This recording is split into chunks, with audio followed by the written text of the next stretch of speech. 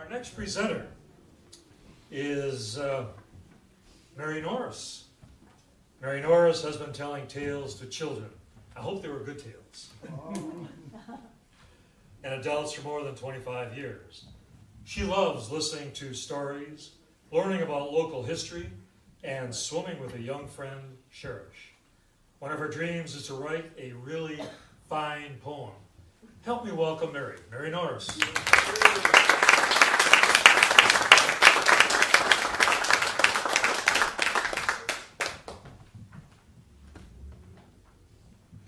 Thank you. The first time I told stories in California. In 1997, I moved from Kenosha to San Francisco. It was Thanksgiving. I was 51 years old. A month later, it was Christmas, and my daughter, Wendy, who was 30 at that time, flew out so I wouldn't be alone on that day. And after a leisurely morning, we decided to go to Muir Woods in the afternoon. It was beautiful, a lovely sunny day. And we walked along the wooden path that goes through Muir Woods.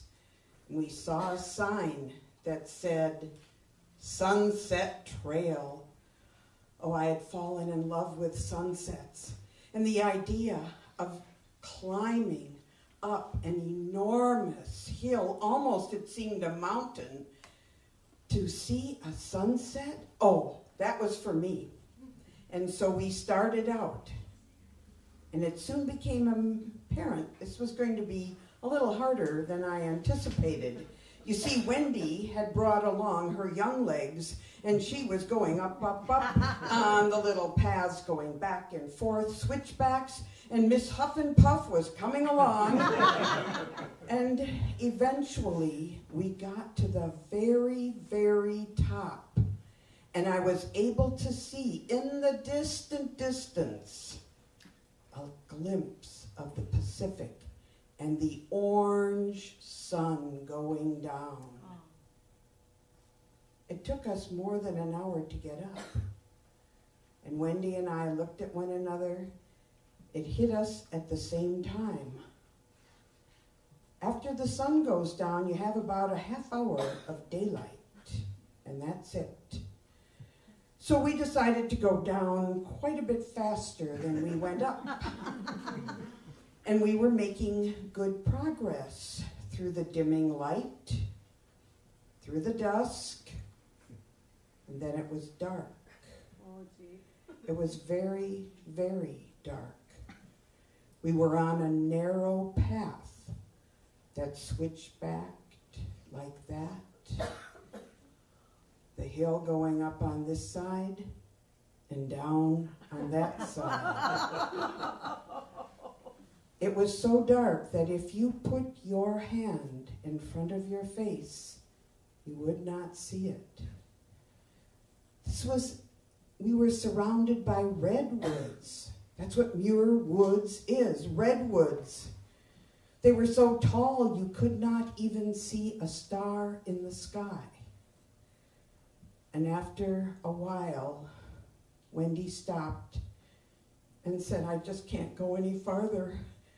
I'm too scared. We were going slow, one step after the other, and I was trying to encourage her and say, we're not in any hurry. We can just keep going. And that's when the path right under my feet crumbled, and I started to slide down, down, down the side of that hill.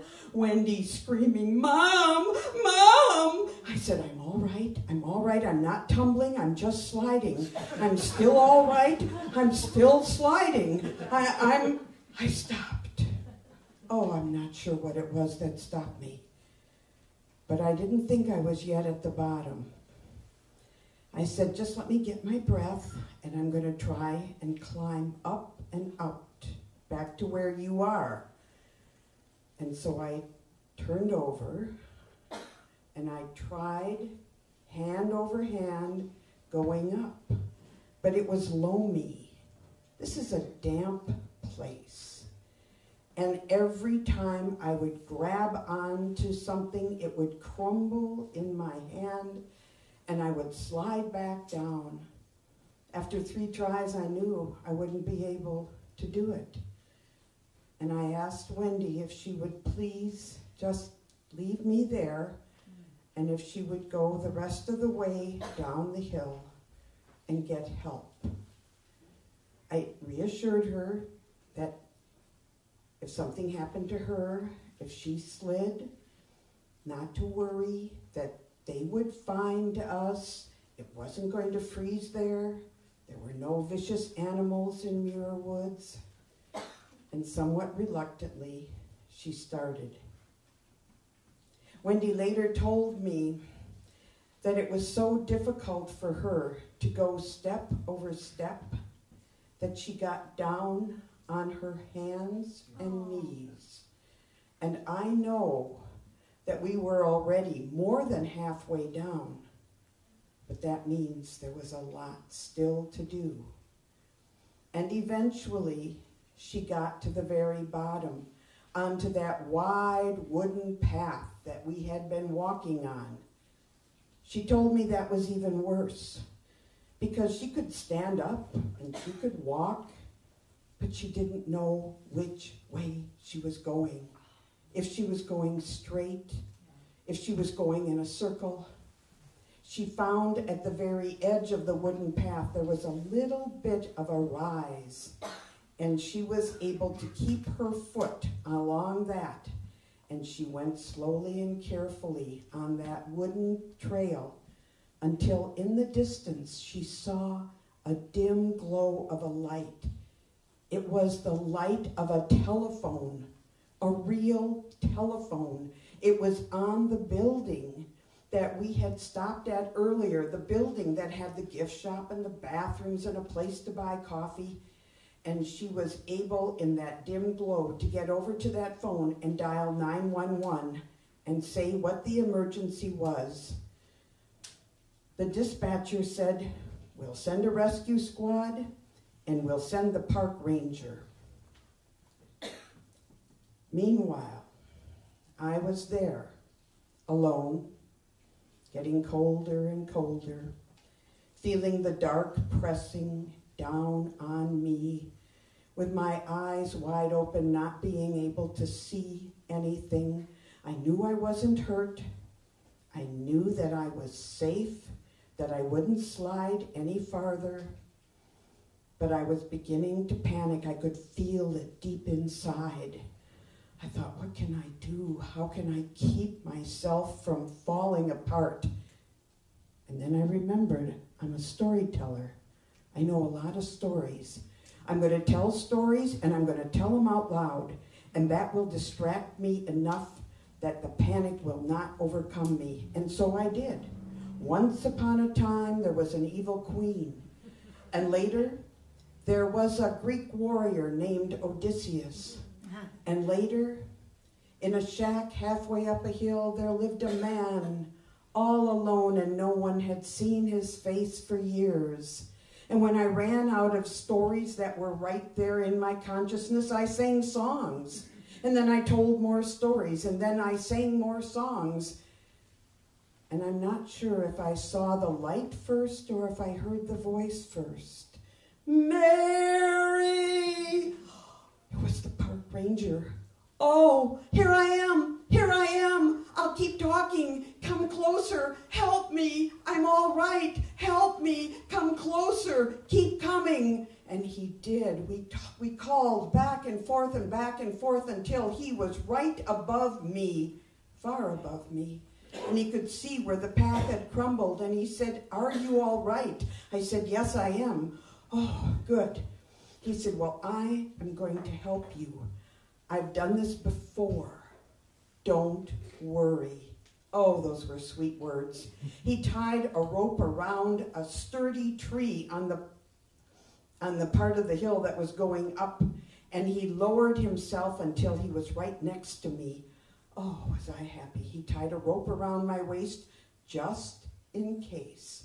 And he went back up to the path over here, and he tied a different rope around the tree, and he came down at an angle. He said, you know, when you're climbing up, it's easier if you go at an angle, and I'll be right behind you.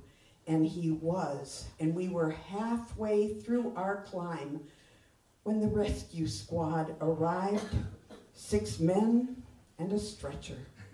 And Wendy was with them. And when I got back up to the path and I was examined and found to be nothing broken, nothing bleeding, the rescue squad was thrilled. And so was the park ranger. And so was Wendy. And with all the flashlights and lanterns, we continued our downward climb until we all got to the bottom, to that place where the phone light was still glowing in the dark. And I said goodbye and thank you. Thank you to the park ranger. Thank you to the rescue squad. And thank you to my daughter.